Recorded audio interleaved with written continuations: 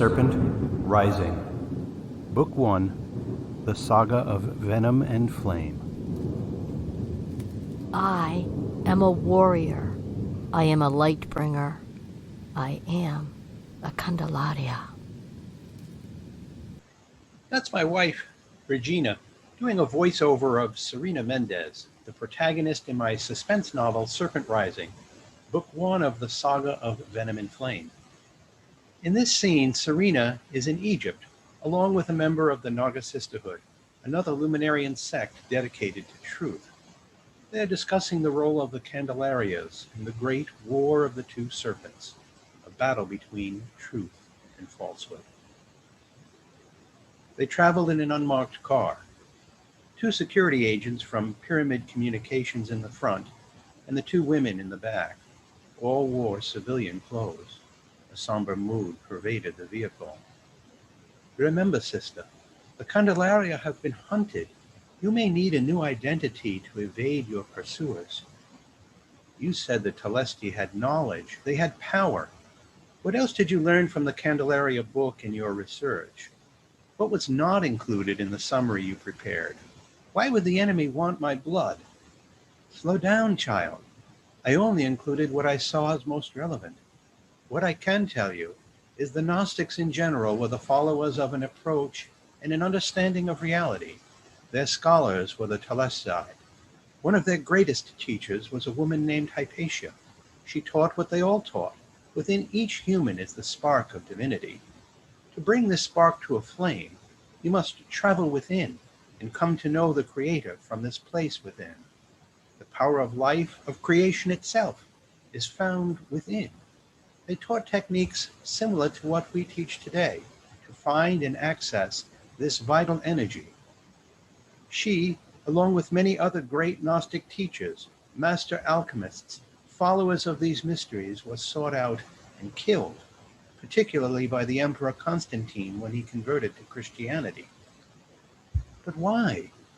Why kill people who are just trying to know the essence of divinity which lies within? Because organized religion wants the path to salvation to go through them, through their priest class, through their hierarchy. If they are the keepers of sacred knowledge, it gives them power and dominion over the masses to control such knowledge, to control access.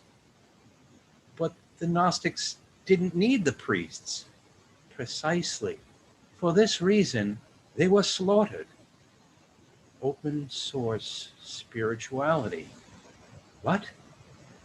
It's like open source computer programming. Free access to anyone once you are given the source code. The Telesti simply taught you the code.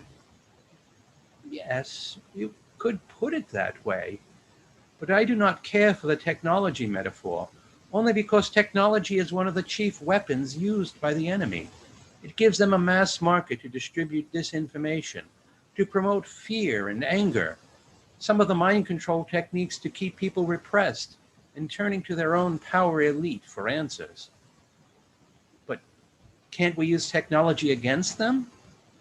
In some sense, Pyramid Communications uses the same technology to distribute truth, but it represents only a small eddy in a powerful stream of consciousness, a stream whose current runs strong with beliefs and values and dogma that is very difficult to counteract. Besides, technology distances us, alienates us from the natural world.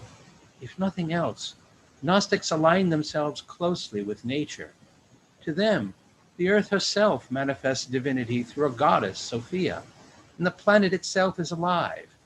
This too put them in opposition to alternate teachings about deities who sit somewhere above and pass judgment on the actions of humanity.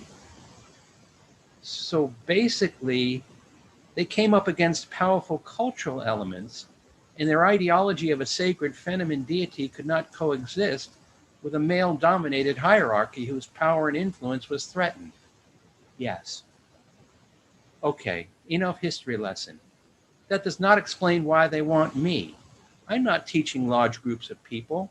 I'm at most a small voice, speaking against the establishment, respecting the planet, trying to get by in my own simple existence. In this way, you are not a threat exactly, or at least not yet. To answer your other questions, your genes are unique. This is true of anyone. If you carry the Candelaria bloodline, it is a more pure genetic profile, one that perhaps can be used to breed a better human, one that perhaps can strengthen the old bloodlines of the power elites, weakened by inbreeding. So that is why they want me? Quite possibly. But there is another possible reason, one that I uncovered in my research of the Candelaria, one that made their fellowship more of a threat. As I have told you, they were powerful in the voice and powerful in gnosis or deep knowing. They also had immunity to lies and falsehoods. In other words, they were resistant to the mind control techniques of the time. They could see the truth. For those who peddle falsehood, even one strong voice of pure truth represents a threat. The truth can not only set one person free, it can liberate the bonds of the masses.